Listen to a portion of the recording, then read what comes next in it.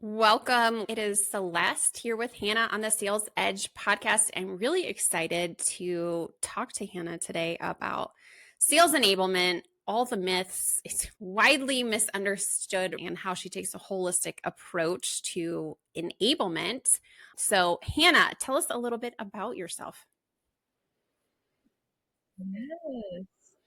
Happy to. Thank you so much for having me on. Super excited to chat with you. I think you'll find that most enablement folks could spend our day talking about the industry and the role itself. So glad to be here.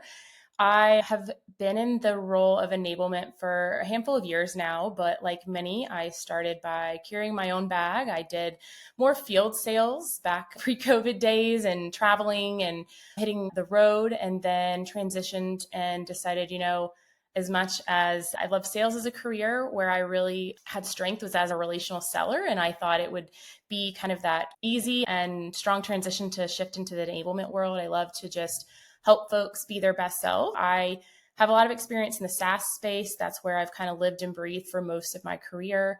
I spent a lot of time in healthcare and have recently shifted into more of the financial space. At the end of the day, enablement folks are really solving for a lot of the same pains and problems and doing a lot of the good same stuff throughout different industries. It doesn't really matter where you work as much as kind of the team that you're supporting. So Yeah, tell us about how you entered the role and your holistic approach.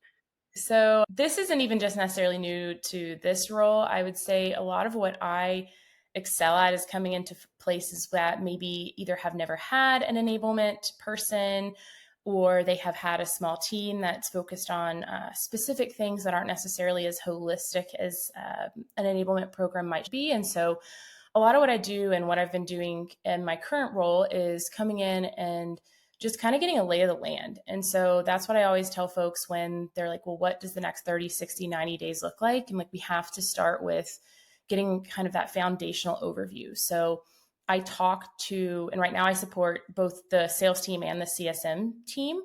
So kind of the whole revenue pre and post sales group, but probably just for the purpose of this podcast, I'll focus on mostly that sales enablement side. And so really just talking to my sellers, getting in, understanding like, what are we doing well? Where are they feeling some of the pressures? And you can do that a number of ways. I do surveys as well so that there is a little bit more anonymous feedback allowed so that we can get to the bottom of like, is it a metric we need to focus on? Is it more of a training perspective? But a lot of times there are gaps that are they don't need to focus on training first, right? Like maybe it's, for example, we have all this great content, but we don't know what's most up to date. We don't know where to find it. That was something that I recently came across. Well, there's no need to train to stuff if we can't find anything, or if we can't figure out what's the most up to date resource or deliverable that's being built. And so a lot of it's just bringing a culture awareness to what enablement is, right?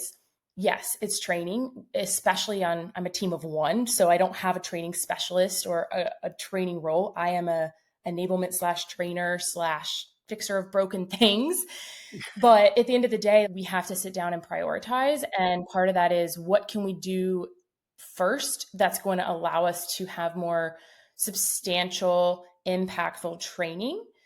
What I've been doing is, first, it's almost like reactionary enablement. What are the fires we have to put out, so that we can then shift and do more of what I call prescriptive enablement. Mm-hmm. I love that, prescriptive enablement. And I think you hit the nail on the head here of, we can't stay in this place where we're constantly band-aiding things. It's very hard to grow an organization that is all band-aided together. You see a car that goes down the road and it has all the fixes and the band-aids and the different paints and the doors. Like eventually that's probably not going to run. And it's not so dissimilar for an organization. We aren't getting to the root of what's actually going on. We're just putting a temporary fix on it. How do you juggle between the temporary fix and then really carving out time to get, like you said, prescriptive of, all right, this is the root. This is what we need to focus on in a couple steps back before we move forward. It's a challenge, right? Definitely a challenge. Sorry, I think my internet cuts in and out here. Sorry, I think I lost you there for a second. So I was thinking, how do you put Band-Aid on? Yeah, so I think first and foremost, I always like to tell folks who are new to the role, maybe if enablement's brand new to the organization, or within its first year of getting legs, it's okay to come in and put some band-aids on, because a lot of times that is necessary. It's literally, you got to stop the bleeding. But once you get through some of that initial band-aiding and learning your stakeholders, learning how they like to work, learning your sellers, learning how the organization is moving, that's when you're able to start and make more strategic changes. So the way I always try to explain it, especially to folks who maybe aren't as familiar with enablement, is you go to the doctor and they're like, okay, well, you have a headache, like take some Advil, right? Like that's that's a Band-Aid. Instead, what enablement does is we come in and we say, okay, well, let's look at the CT or MRI, right? Like, let's take some blood work. Let's take what we can and partner with stakeholders. So I always say RevOps and product marketing are my absolute best friends. How can we then take the data and partner with folks to then, go and build actual prescriptive, is where I kind of say prescriptions, right? Like an actual plan that is part of working in enablement. But at the end of the day, like, I have started at this point saying, like, where is this request coming from? Like, there's a couple basic questions. Where is it coming from? What is the identified gap? How many people have we seen this in, right? Like, if it's something that I haven't noticed, like, is it coming from a certain manager? Is it like team specific? Is it org specific? And then at the end of the day, like, if this was solved for, like, what are the actual measurable outcomes that we would hope to see on the other side? It's maybe just like a one-on-one coaching with a manager or a quick process change with RevOps. And so that's something that's super important for new enablers, I think, to consider as well, is just a couple questions as you mentioned, like, how am I prioritizing? It's hard. You will never have a perfect system, but like, asking leaders to think through, like, what is the end goal will allow you to then determine, like, is this going to be the most impactful thing I can spend my time on right now? I'm sitting here laughing because from a gap selling lens and from discovery, as you know, being in sales, coming up through sales, it's exactly what we want our sellers to do with our buyers. We want to understand what's currently going on. We want to understand their desired future state, right? This nice place where everything is fixed, and what do we want those outcomes to be? We want to look at the gap, what's preventing us from getting there. Like, can we live with this? How often is it happening? All those questions that we want our sellers to dive into in order to be able to make a case. And then I'm laughing because it's like exactly what we'd want to do with our internal stakeholders as well, to go through that process. So I think it's awesome that you have that awareness to say, like, Yeah. all right, let's take a pause here and start assessing like a doctor would. I can't give you a diagnosis until I have all of that information. So I love that, like the prescriptive point of view. You can have to trademark that or something. You heard it here first. So when you get pushback or there isn't alignment between... I lost you. Yes, I'm clearly having some internet issues. You can hear me now? Yes, and you can. Okay. Yeah, you're unblurred, so that's a good sign. It's fine. I mean, it'll upload to the cloud. I live in an area where my only option is cable internet, and I have the highest speed. We don't have fiber yet. So yeah, it ebbs and flows. All right, what happens? I would say it's choppy for me. Yeah. What happens when you have various, maybe let's say product marketing or RevOps, when everybody doesn't get in line or they're not on the same page? How do you mediate that in order to achieve a common goal? Yeah, I mean, look, I think what's so important is that if you work in an organization where everyone was smart people, we do what we do best. Luckily, I work with some fabulous people who we collaborate more than we fight, right? I think to me, the harder part is when you have actual end user stakeholder requests. Like, that's where sometimes more of the struggle can be. Like, okay, I have multiple VPs vying for something, or we have differing of opinions on, like, I want to use a medium of an assessment or a certification, but of course sellers are in the weeds saying, like, I don't have time for this. That's kind of where I have had more difficulties. But even from RevOps and product marketing, I think it's about sitting down and identifying, like, what do we do best? And if I always joke, especially it's hilarious now that I work in finance software, like, I don't math. I say that all the time. Like, you did not hire me to come in and do revenue operations. Like, that would be horrific. I truly need our RevOps person to say, here is the data, right? Here's the hard facts. And then I can go in and do my job well and say, okay, based on this, we've identified, let's use the example, right? Discovery. Like we've identified that we're having all these opportunities that are falling off between discovery and demo, right? Like this isn't an example of my organization now, but this is a random example. So that's when I come in and I say, okay, RevOps is giving me this data. If we are noticing there is like a conversion issue, a metric issue, right? That's when I then go to product marketing and say, okay, I'm going to do this, part of this. And again, I work on a small team. So there's me, there's one RevOps person, one product marketer, and one enablement person. So for better or worse, there's some gray areas. And so we honestly have an open conversation. Like, do you normally in your past roles, has this been something that you've handled? Or as we look at doing this training, I'm going to focus on the facilitation. I'm going to focus on the process to improve this. But like, I need you to come in and speak specifically to the higher level market impact or the persona impact. It's really just about open conversations of like, if you're working with folks who are at least experienced and have worked for maybe larger, smaller, across the gamut orgs, what have you seen work and what can we do to divide and conquer to solve this? And then it usually irons itself out. So yes, I would say you hope that individuals work in an organization where there's collaboration and people are willing to take things on. I love to hear that you all have this openness of, hey, we have this common goal. Let's work together to peel back those layers to figure out how do we work through this towards something that's going to be impactful. I'm curious, given the environment that we're in, lots of layoffs, sales teams across the board not making quota, lots of increase in sales activity, win rates are on the decline. How are you supporting sellers so they stay engaged, willing to work through kind of these ebbs and flows of the economy, and buyers who are pretty tough these days as far as pulling back the purse strings? How do you fit into that kind of non-tangible piece of like motivation? Yeah.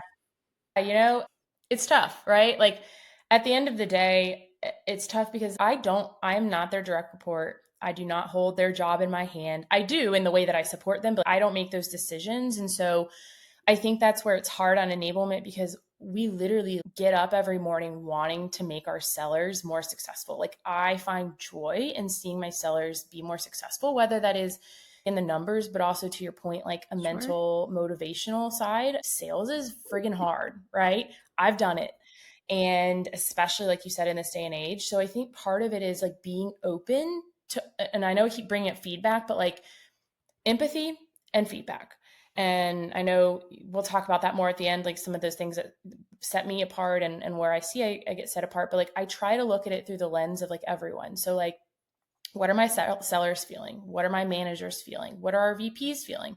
And then all the way up, like what are the C-suite feeling? And then addressing problems based on that. And so I like to have open dialogue, like whether it's at the end of a session or taking time at one of us, like a stand up, like 10 minutes and doing a pulse check. Like, what are you hearing? What are you feeling? So yes, like I can also identify like part of that can be an emotional struggle. Like they'll phrase it as like a role struggle or a skill struggle, but like it's also about like numbers. If numbers are down, like that's defeating. And so being able to, I think, address that and say like, you are not off the mark here. Like you are valid in what you're feeling. Like, let's see what we can do to support you in that area.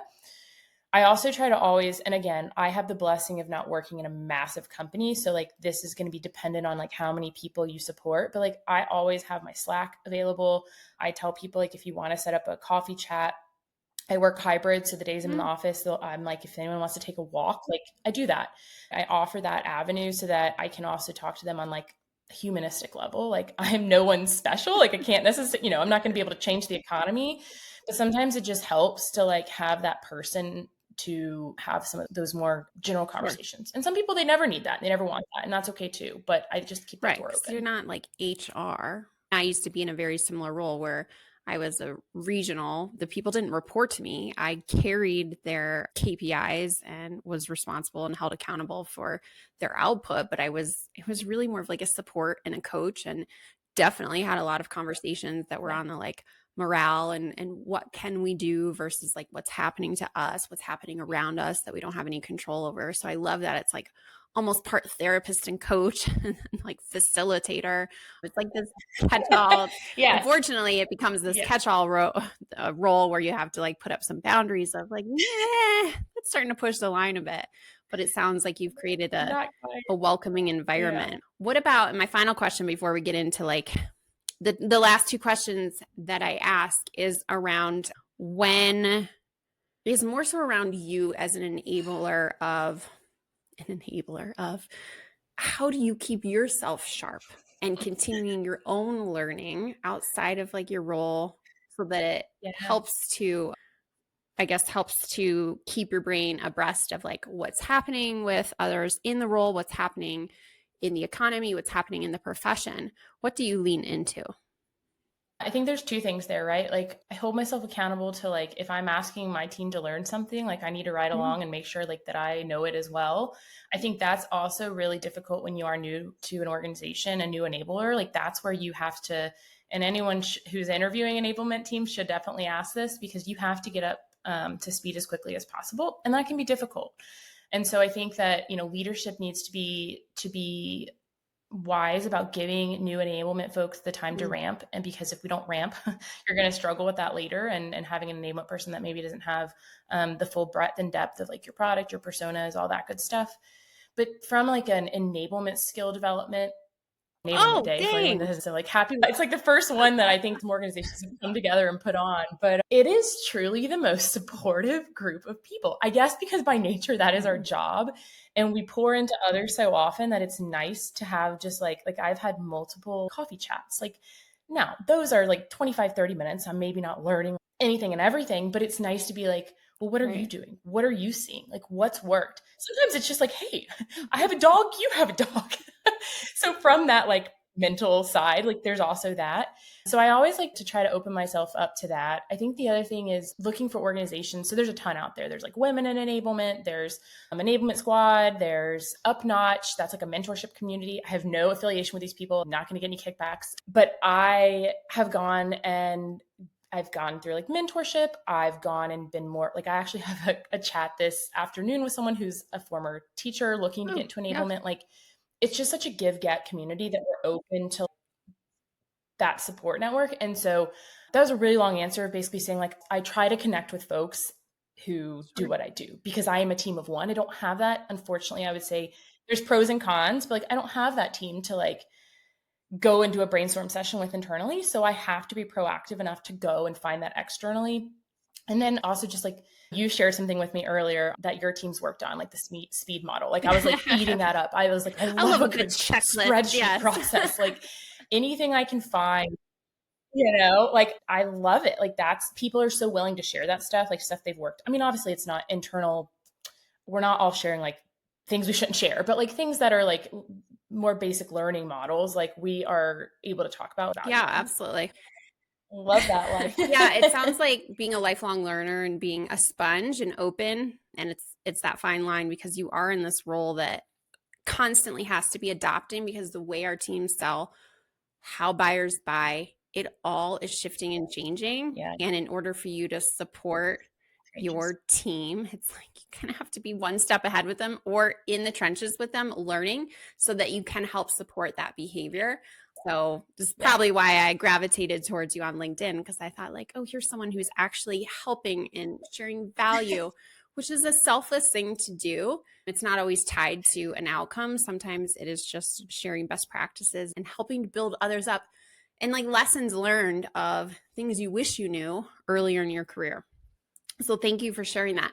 As we close out, I always like to ask guests two questions. The first would be, what is a sales myth that you want to bust? Yeah, so I thought about this one. And it's going to be funny given that I'm in enablement, what I'm about to say, but process matters. Absolutely. You have to have a framework and a process, but process and frameworks are not everything. And so as an enablement person, there are places where there's nothing in place and it is pure chaos. Establish that baseline, that best practice, put it in motion. But I'm a firm believer that you have to allow folks to nurture their strengths. So the age-old strength finders, if you've done it, most of us have at some point in our career. I'm like a firm believer that again, like enablement exists because there's gaps and there's needs. When I was a seller, I was a relational seller. I was not like your hard and fast challenger. Like I was more about really building that front end relationship and building that trust so that I could then offer the best solution based on what I learned. And so that's what I did well. I know people that are literally, there's someone I worked with years ago and she was more of your soft spoken seller, like very data driven. And at first, when I was young, I was like, what is this person doing in sales?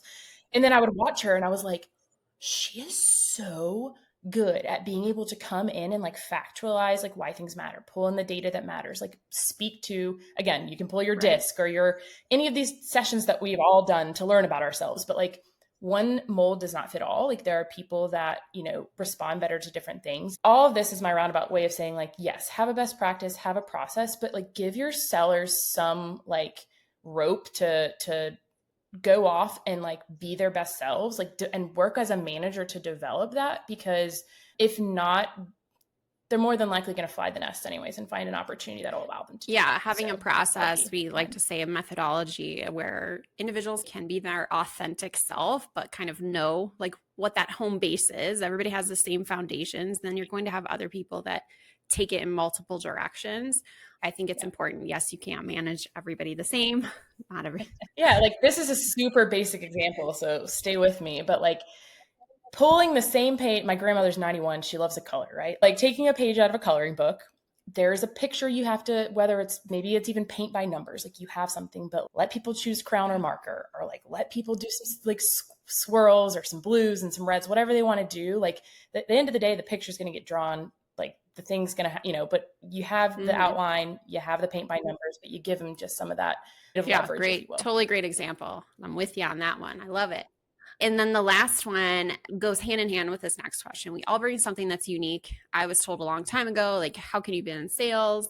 You're not a cheerleader. And I was like, look at my team's numbers. Really, that's all that speaks for itself. Like, I'm not getting complaints. The team's happy. I'm just outwardly not, I'm like an introvert. I'm not like, it's super uncomfortable to me. So all of us bring that kind of unique factor to a position. What is your, I like to call it your sales edge?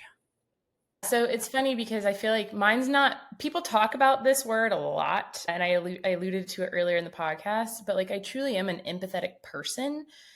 But what I mean by that is I'm really good at reading the room and understanding like what my sellers may actually need, or if there is someone that maybe isn't understanding, but they're not as confident and comfortable to say so. It also kind of helps me with some of that friction that you spoke about earlier, because again, I'm lucky I have some collaborative folks, but like we're still human. Like I was talking to my husband the other night, I'm like corporate America, like you're with people at work more than you are with your partner or your friends. Like there is just organically going to be some headbutting, right? Like, and I'm one, it's so funny. I always say I'm really nice until I'm not. So like, I will speak up when I need to speak up. And I have had moments where I've had to dial it down. So like I say empathy with still the caveat that I can be bold when needed. But I think just recognizing that sometimes people are just having really tough days or really tough weeks, or like, you know, again, going back to like being able to read a room and understanding like this person, for example, it's funny you say you're not the rah-rah. I talk a lot. I joke I get paid to talk. So sometimes I have to tone it down. I need to be more, maybe not on this podcast, we haven't gotten there yet, but I need to be more succinct in order to reach this person. And some people just don't think like that. But I do that because, again, I know that I'm not going to reach everyone the same way. And I think that's the hardest part as an enabler or a trainer, is like everything you do isn't always going to resonate with everyone that you're speaking to. That's why you have to try different things and teach in different ways, build different types of resources, consider, you know, like you were mentioning earlier, going out and learning other ways of doing things, because then at least at some point along this timeline of working with your team, like something's going to hit. So I would say that with a caveat, I learned long ago from my mentor to speak up more. And so, you know, you be bold when you need to, but at the end of the day, like people matter and we're here to support. We like to say like, don't lose your human, don't lose your human. And it's interesting you say about that empathy piece. One of my mentors early in my gap selling process, she'd be on a discovery call and she's like, did you notice how so-and-so like leaned back? And I was like, no, how are you seeing that? And I think it's because until you get further along and especially for sellers in a comfort level of, okay, I understand the information I'm looking for in discovery. I'm feeling more comfortable with the business acumen if it's a new industry or a new market. And now it's like that up level of, okay, I'm going to start looking at people and their reaction. I mean, listen, we train to it, right? Mirroring tone. Like that's literally what it is. We talk about it all the time, but you're right. It's like you got to get to the point where our sellers are so focused on that checklist or the right thing to say or one objection ahead. And it's really hard. I can do it so much better in person. Like if I'm training and I notice somebody doesn't get something or like their head's down, Zoom, freaking impossible to see like everybody's tiny little face, especially if there's 30 people on the Zoom. Like, are they leaning out? Did they turn their camera off? Like, is something going on? I don't know. Am I on track? I do feel that empathy piece, I mean, for myself, it's something I'm trying to work on a little bit more. Even yesterday with my sister, I saw my sister here and we're not huggers for some reason. And I was like, okay, let's hug. Like we're practicing trying to like embrace each other now because we've just never done it. I can hug my daughter and my husband, not a problem. But when it comes to my sister, it's just weird. So I'm like, all right, I'm going to flex this new skill. And if I practice it and it's reinforced multiple times, like it's going to become a second habit. Oh, I love it so much. Little steps, right? Well, I have totally loved our conversation today and can see how like, yes, I'd want you to be my enablement person, like just this warm yet firm, supportive role. And I hope that our conversations continue after this podcast.